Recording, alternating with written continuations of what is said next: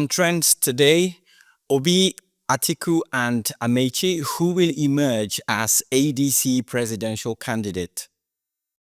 NLC threatens nationwide action over economic hardship and insecurity. And Datti says Atiku is predictable, urges unpredictable candidate for the ADC. Ribadu claims Tinubu saved Nigeria from security collapse. Hello and welcome to today's episode of Trends with LJE, where we dissect leadership, economic and justice issues in Nigeria, Africa and the globe. I'm your host, Muhammad Eneye Sule. You too can be a part of this conversation by following and commenting on our social media platforms at LJE Nigeria on Facebook, YouTube and Instagram. Joining us today are development experts, strategists, media experts, lecturers and social commentators who I shall be introducing after the break. Stay tuned. Hello, this is Leadership Corp, Justice and Economic Advancement. Here at LJE, we offer education and empowerment, entrepreneurship and development skill, legal advocacy, promoting justice and equity, and job creation initiative. You can reach us on 0705 236 8821 or 0705 245 3714. Or you can visit our website at www.ljenigeria.org.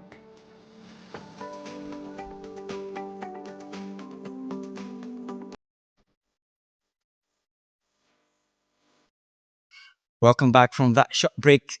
We're back with Trends on LJE, where we dissect issues facing the country, ranging from leadership, economic, justice, and so forth. And joining me today are development strategist Shedrach Oka.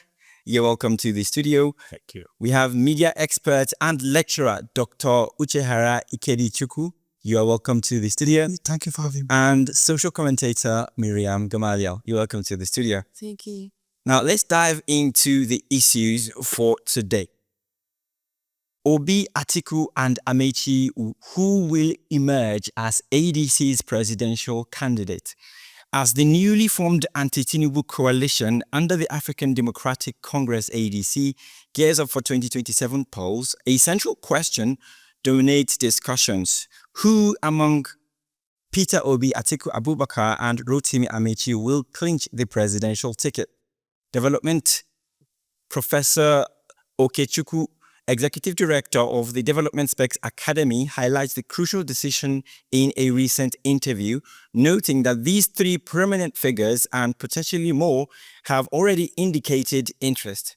Obi and Amaechi have reportedly committed to serving only a single term if elected, a stance that aligns with the broader demand of power to remain in the south until 2031 before potentially shifting to the north. Professor Okechukwu advises the ADC alliance to prepare for a formidable political contest, drawing parallel to the ruling All Progressives Congress past successes in demarketing opponents like President Goodluck Jonathan and the PDP. He strongly urges the obedient movement to transition from relying solely on online popularity to building robust political structures at the grassroots, emphasizing that the critical difference between social media engagement and tangible polling booth presence.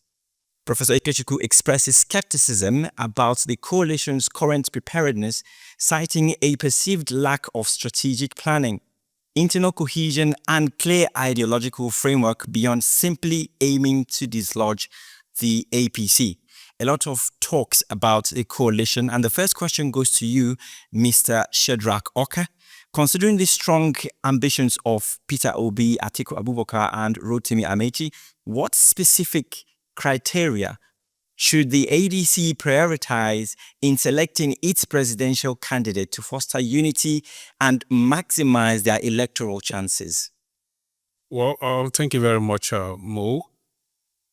It will be difficult for me to state very clearly what criteria the ADC should use. But as a Nigerian, I think I want to very clearly the qualifications for the candidate that should stand for election in 2023, especially if you must, oust the current president, Bola Ahmed Tinubu.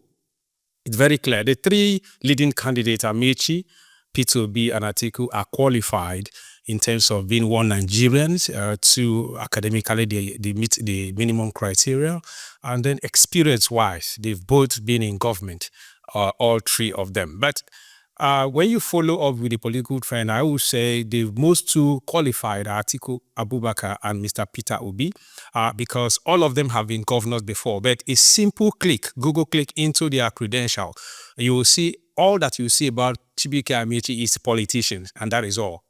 We have never known him to be a businessman or to have worked anywhere else apart from politics. But you cannot say that of Atiku Abubakar and Peter Obi. So they have edge over Chidi Iloamaeke. So that being said, I will limit myself to these both leading candidates. They are both from the zones that have not produced president, both the Northeast and the Southeast. So both of them qualify. And the best ticket Nigeria enjoyed in this political dispensation is the 2019 election, where two of them had the same ticket. So for me, the both of them are well qualified. But I will advise the ADC, which is the party, the platform for which the coalition have chosen, to please do a popularity poll from Nigerian masses. Let the masses decide. Anything short of picking a candidate that the masses did not, approve of, they are shooting themselves on the leg. I can tell you it will lead to their total failure. Thank you very much. This question goes to you, Doctor. These heavyweights in the ADC are having different ideologies from the parties they come from. Now, beyond personalities, how do they find a common ground? Because right now, the ADC is a combination of people from, different parties. Yes, thank you for that question. I must say that beyond political ideology, there should be personal ideology.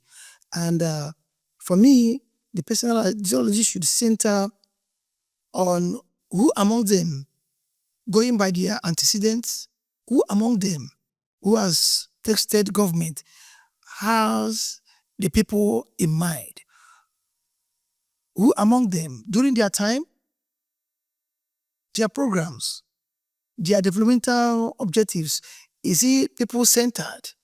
I think that should be, for me, that should be a text for all of them. Knowing who has the people in mind when he was in power should be the ideology that should be at the center.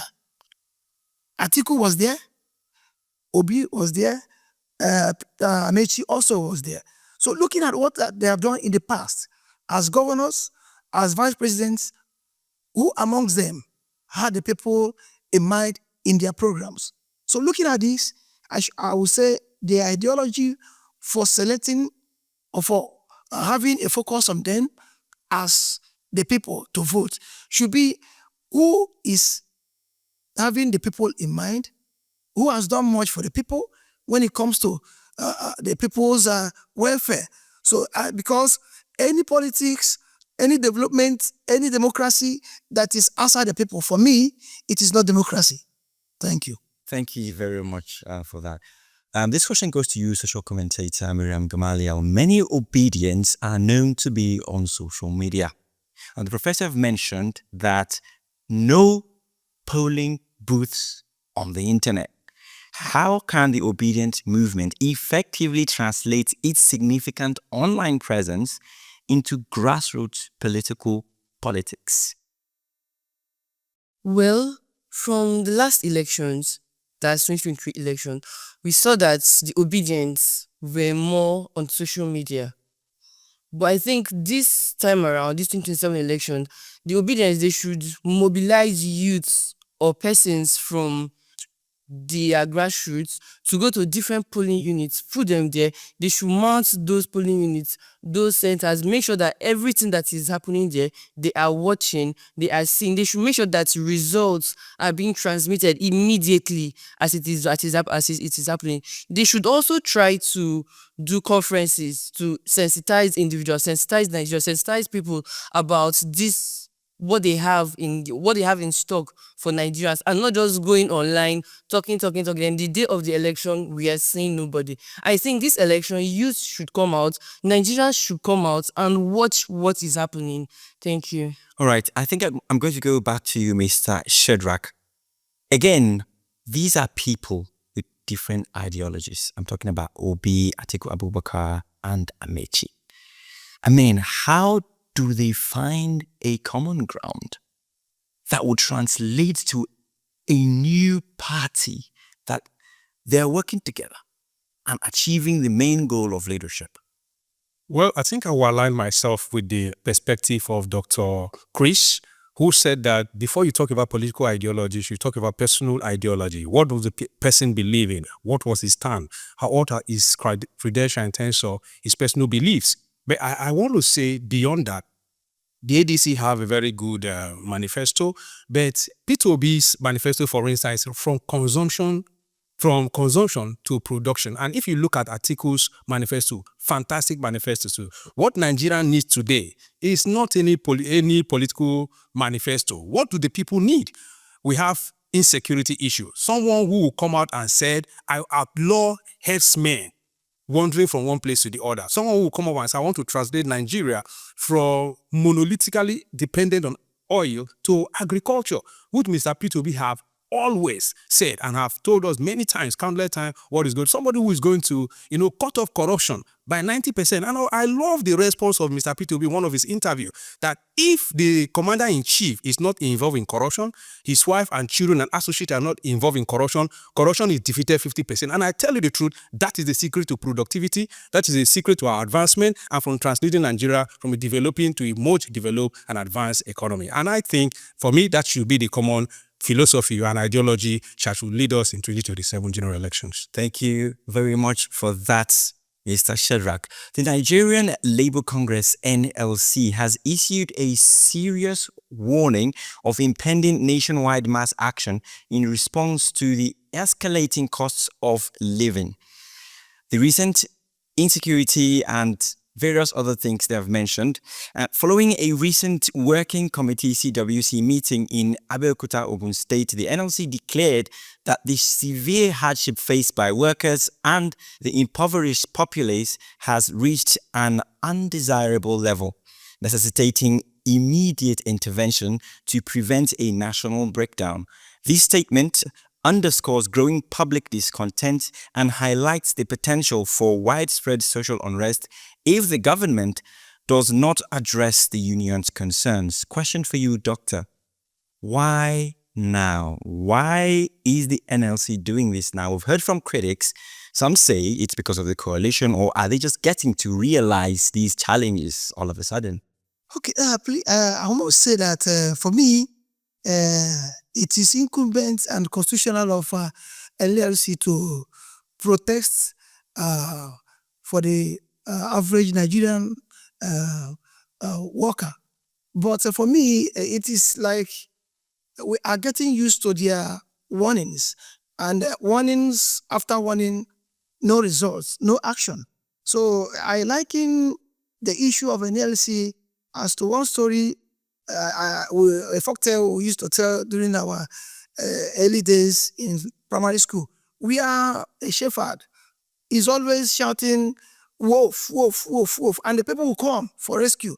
When they come, no wolf. And at the day the real wolf came, people said that's how he used to shout, and the really wolf dealt with him and the sheep. So looking at NLC, for me, if somebody accuses them that is politically motivated, I will say true of it. Because why now? There are lots of things this government have been doing against an average Nigerian worker, and the NLC sweeps it under the carpet. Nothing happens. So why is it that people like P2B is decamping to a new party, and you are talking of a nationwide strike and all the rest? So if they are being accused of being politically motivated in their actions, I will allude to the fact that it is true. Now come to think of it, so many things to protest. People are not, Nigerian workers are not being paid. their welfare is not taken care of, insecurity is everywhere. Is it always somebody is alive, hale and hearty, that he will work for the nation? So a lot of things to protest, but they have not done that. Why now? For me, I will say it is politically motivated. All right, thank you. Question to you, Shedrach. Beyond immediate economic relief, what sustainable policy changes should the government consider to tackle or reduce the rising cost of living? Remember that this current administration have been here just 2 years. Is it fair to create that judgment at this point? Well, just one simple point: restore subsidy on petrol. While we all have agreed, even before the emergence of Tinubu, that subsidy needs to go, but subsidy left, and we are borrowing 30%, 30 times over the administrations of those who have been paying subsidy. It is unacceptable. That is criminality of the highest order, it's corruption of the highest order. Secondly, this administration took away subsidy, but we see that it runs the biggest portfolio in terms of public offices. It is unacceptable that you tell your citizens to cut down costs and you are inflicting costs yourself. And we have seen this administration, the presidency, and all its cohorts from the National Assembly down there buying private jets, living in a, so it is unacceptable. So for a very simple thing, they are unable to sustain the confidence of the people in taking away subsidy. They should restore subsidy, because we have not seen any gain since the subsidy removal regime. So the simple policy is to reverse subsidy back to Nigerians. Thank you very much. Miriam, there have been some number of protests in the past, and we want to know how effective that have been. How effective do you anticipate a nationwide mass action by the NLC? How compelling will it be to the government, given similar cases in the past? Well, like Dr. Uche just said, they've been doing protests, doing it, and we are not seeing any effect. It is just as if them doing what they've always done and nothing is happening. Now they go again, go on this strike, they close down airports, close down places. Who is this going to affect? It's still we, the poor masses, that is still going to suffer the brunt of their strike. So because of the strike is not yielding any fruit, we're not seeing anything coming out from the strike, I think they shouldn't even bother doing it, because I feel there is no need for this strike because it's not yielding any fruit. Thank you. All right, thank you. Still to come, Ribadu claims Tinubu saved Nigeria from security crisis. That's to come after the break. Do stay tuned. At LJE Nigeria, we are committed to ensuring justice, equality, and accountability. Reporting a violation helps us to protect rights and uphold transparency. In this short guide, we'll walk you through how to report a violation on our website. Simply start by visiting our website at www.ljenigeria.org. From the home page, locate the Report a Violation option in the main menu at the top. Once you're on the Report a Violation page, you'll be prompted to select the type of violation you are reporting. This helps us categorize your report for faster and more effective handling. Next, fill in your details. It is essential to provide accurate and clear information so that we can follow up effectively. Once you have completed the form, simply click Submit. You'll receive a confirmation message that your report has been successfully submitted. Your report will be reviewed by a dedicated team of experts, and will treat all reports with the utmost confidentiality and work diligently to ensure a thorough investigation. If you have any question or need assistance during the reporting process, please don't hesitate to reach out to us through our contact page. Together, we can make a difference. Visit www.ljenigeria.org to report any violation and join us in upholding justice and accountability.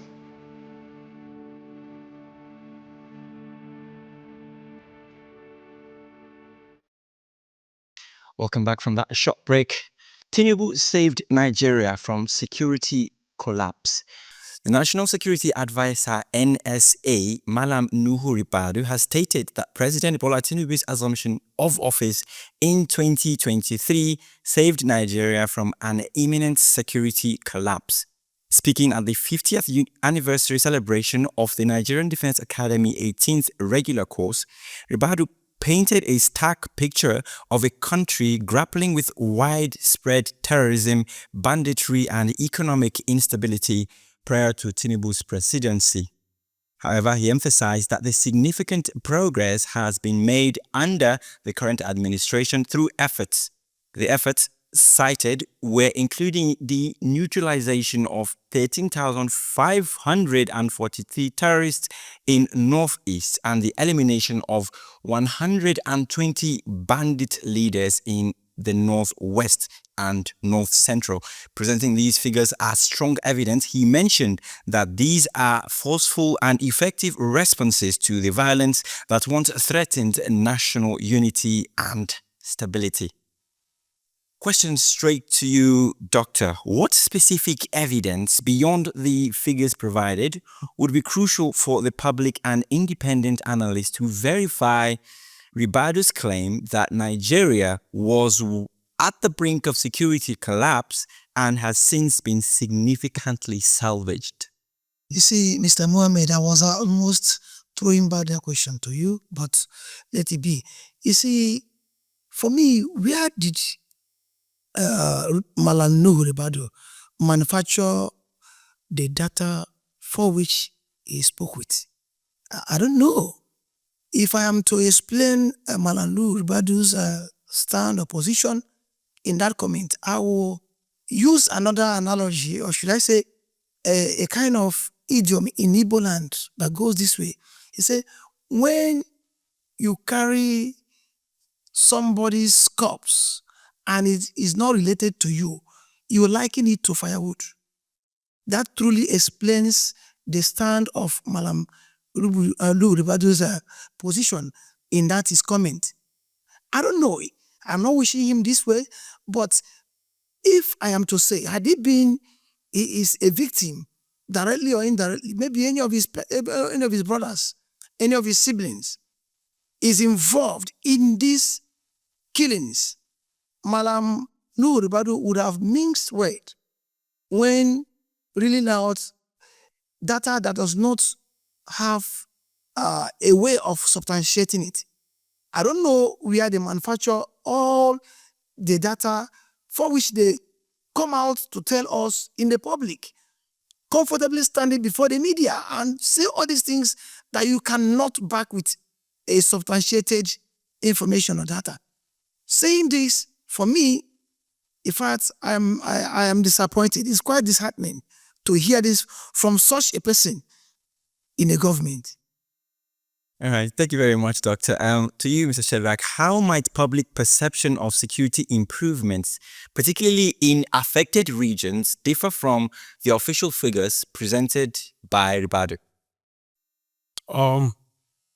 Well, the people, let me borrow from Dr. Chris and quote from what my people said. The people of Yakor, they said, Emma.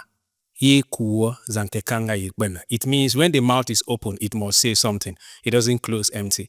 To open your mouth and speak, it's one thing. But what you say matters. Words are very lethal.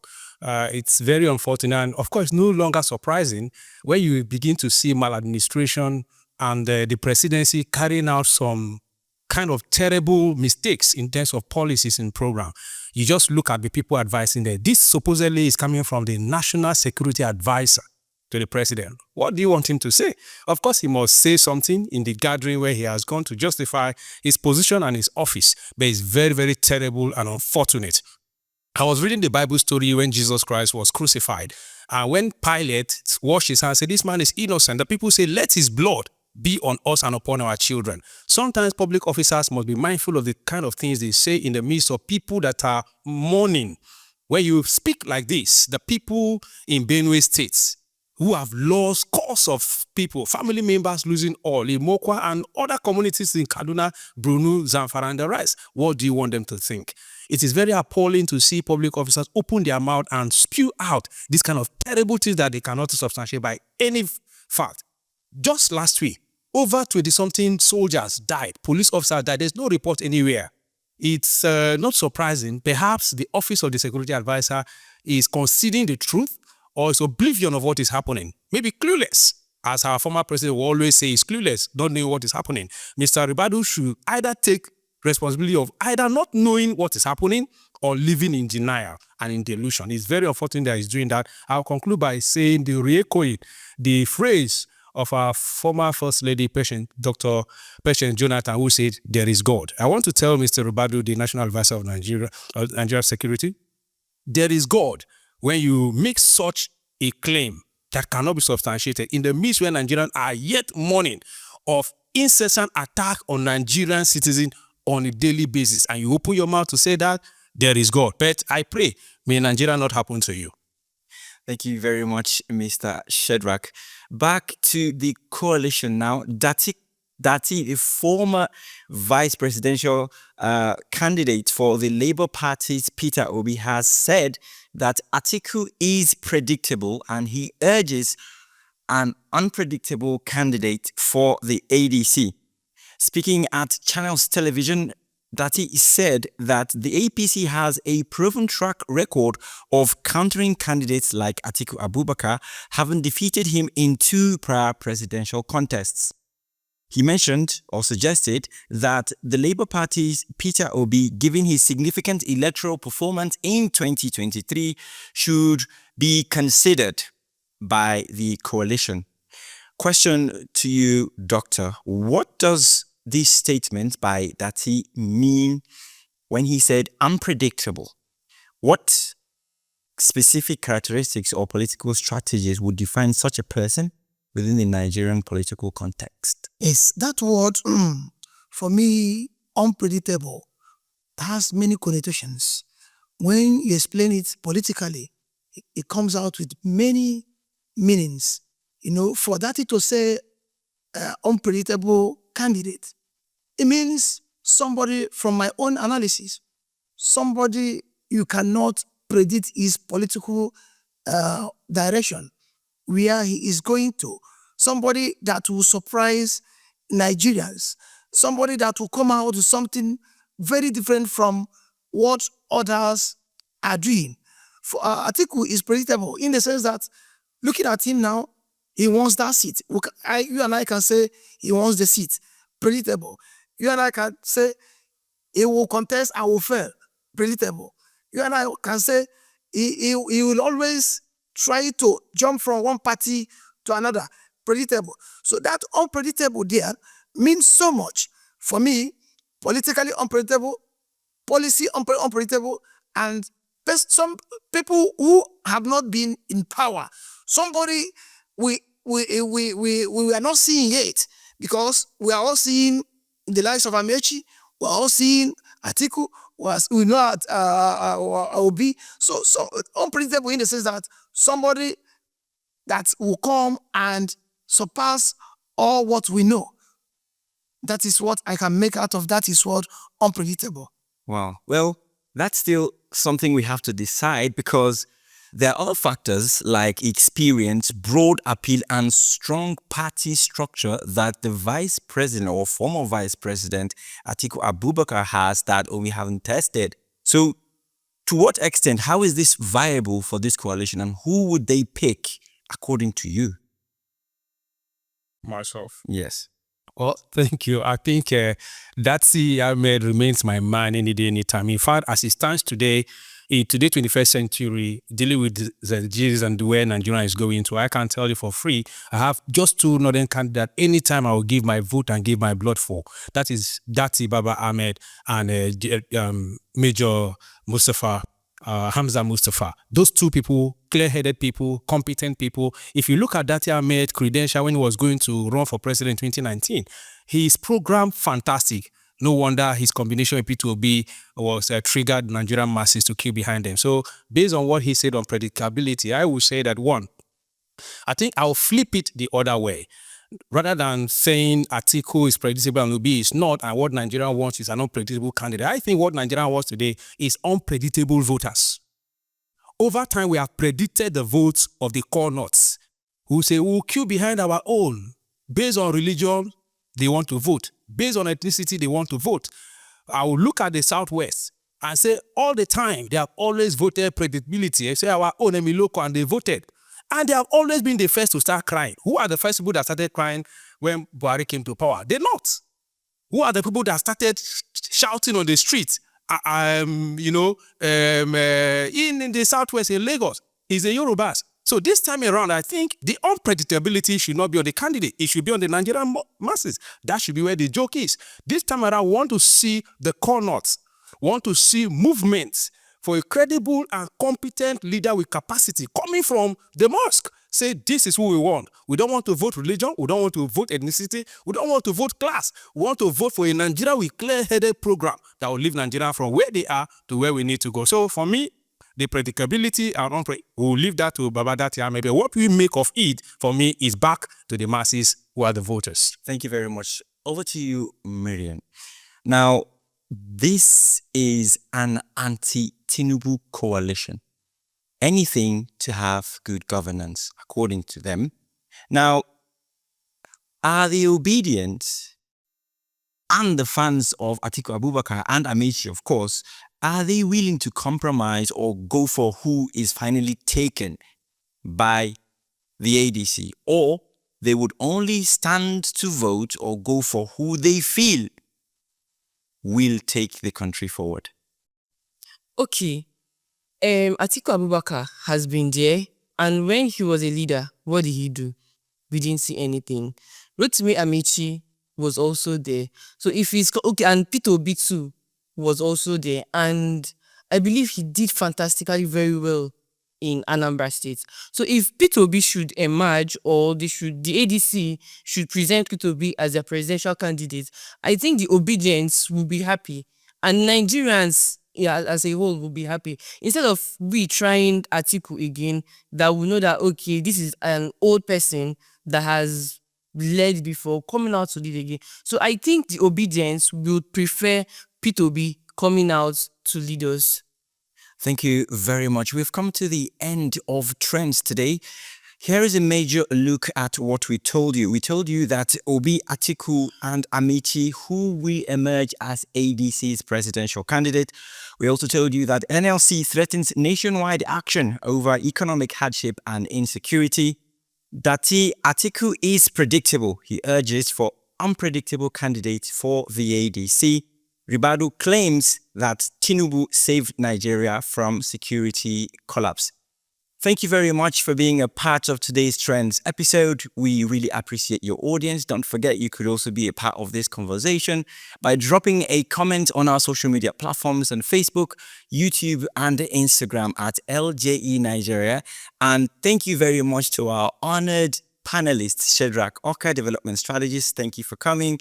Social commentator Miriam Gamaliel, and Dr. Uche for making it a great discussion today. Thank you for having us. All right. See you again next week. Don't forget to report a violation if you face one at www.ljenigeria.org. See you again and have a safe day ahead.